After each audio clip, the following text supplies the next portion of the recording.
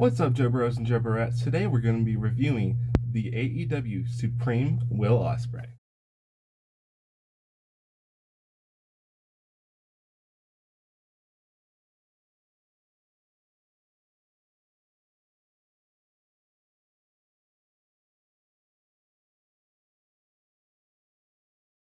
So first off, getting into the packaging, mine sadly came in a little busted, but that's okay.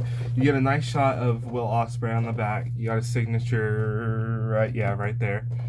You get a good front display of the figure. Nice. You got the robe. You got accessories on the side with the head sculpt, and then some extra hands. You get another extra head over here, and then an extra pair of tights, as all Supremes usually come with. And of course, you get the Supreme logo on the front. You got a little window at the top, and then that's about it for the box, other than the nameplate with the Will Ospreay and the 8 pieces right there. Alright, now that we've stripped all the accessories off of the figure, let's get into the accessories. Anywho, so first of all, you get these are the ones that come on the figure in the packaging. You get these kind of I love you or Spider-Man web shooter hands. You get microphone holding or just grappling style hands. And you get sort of gun style or like putting the gun away sort of hands, as MDT said in his video.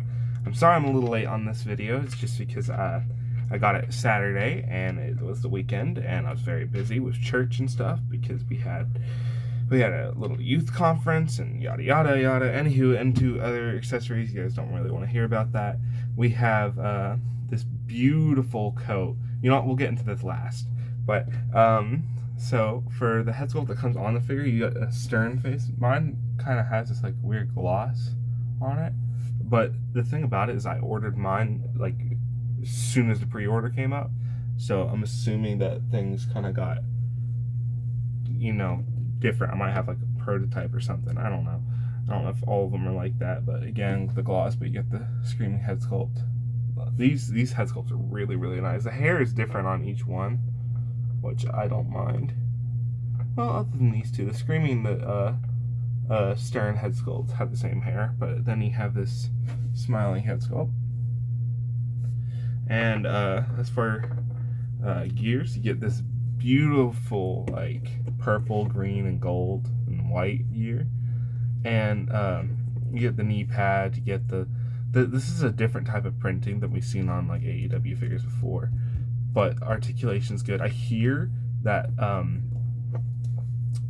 you can see paint chipping in the upper joints, but we'll get into articulation and stuff once we look at the full figure. And the other gear, you get green and gold and just plain white. This was originally the gear that I was going to put them in, but the other one is just too cool. But yeah, you get this nice design on there. And onto the coat, which is absolutely beautiful. Like, look at this thing. It's cloth good. It's got gold on the inside. It's got this white feathery material and then the black feathery material. It's black on the inside of this one, so I don't know if it will be staining. I've heard on, like, I watched MDT's review of this figure before mine came in, but I heard he said that there might be some staining because some people have claimed, but he didn't see any staining on his figure, and I don't see any staining on my figure, so I think we're good. But either way, it comes with in the figure. It comes with like a plastic material over the torso and arm. So even if it does stain, you can still just not include the coat if you don't want to. But you get sculpted on chains right here, and it's like cool, like almost like pins on the sleeve. But yeah, like look at that design. Like it's just so intricate. This coat is a very, very nice piece. You even get these like little frills on the sides, and then the feathery gold material in the front on one side. So yeah, this is awesome. All right, let's get into the articulation of the figure. All right, so onto articulation for the figure. You get, of course, bicep cut up and down. You can kind of hear it. You get butterfly joints there. He can go. If you turn the arm the right way, he can go pretty much all the way forward. He can cross his arms, like he can literally cross his arms if you want him to. So that's good for a butterfly joint, and it can go pretty much all the way back too. So you can basically pose this however you want to. Of course, bicep cut, as I said, double jointed arms, pinless. It looks like, yeah, pinless. Of course, get wrist swivel and hinge. This isn't for Mattel figures, but it is for the Jazzwares. You get a ball hinge on the neck, so you can look pretty far up, and you can look pretty far down. As you can see, with the screaming head on, it kind of looks a little, I don't know, it's different. It's a little long, but the screaming, it's kind of long anyways. But he has a pretty, really good ab crunch, a really good back crunch. I already got into the arms, but of course with AEW figures and Jazzwares, you can pop them apart. What's crazy is this could be our last Supreme figure from Jazzwares we'll ever see. And I mean, it's a good entry as far as leg articulation goes. You get the thigh cut. You don't have drop down hips like the Mattel, but I don't really mind that. You get, even with the knee pads, you get pretty good articulation. You get, of course, boot cut. Mine's a little tight, but toe joints, you know, my favorite. Not too much really ankle pivot, but you get back and forth, so you can forward and back really.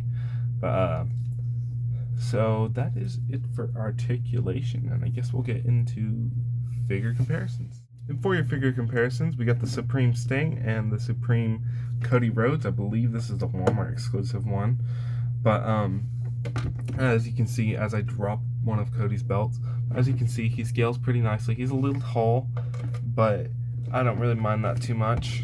Here he is next to the Supreme Sting. That's pretty good as far as scaling goes. I hope you guys enjoyed today's video. I think that's really all for the figure, other than you can, as for I believe all the Supreme figures, you can pull out the little front panel if you like it. Personally, I'm keeping it because I think it looks cool and it doesn't mess up when you pull the figure out. But if you pull it from the front, but it's, I don't know, I think it's a good way to display the figure itself, just because I think it looks cool. But that's it. Yeah, as I said, that's it for the figure. I hope you guys enjoyed today's video. You guys have a fantastic rest of your days. Remember, Jesus loves you, so do I. Joe out. Wait, I forgot something. This is like the second time I've done this before in a video. But I also, of course, I picked up the Jurassic Express. I was thinking Luchasaurus in my head, but I picked up the Jurassic Express because it's really cheap on Ringside right now. I don't think it's as cheap as I got it. I think I got it for like $14, but I plan to use that for Ghosty Boy or Ian from Holy Bros Custom. And then the Luchasaurus is just planning to go on my Luchador shelf back there. I also picked up Daniel Bryan or Bryan Danielson. He goes by both. But I picked him up just because he was like $14 on Ringside. And I picked up my first Solo Sikoa for the Samoan shelf back there just because I didn't have a Solo Sikoa and needed one. And he was like $11, so picked him up. That really is it this time. You guys have a fantastic rest of your days. Remember, Jesus loves you, so do I. Joe out. For real this time.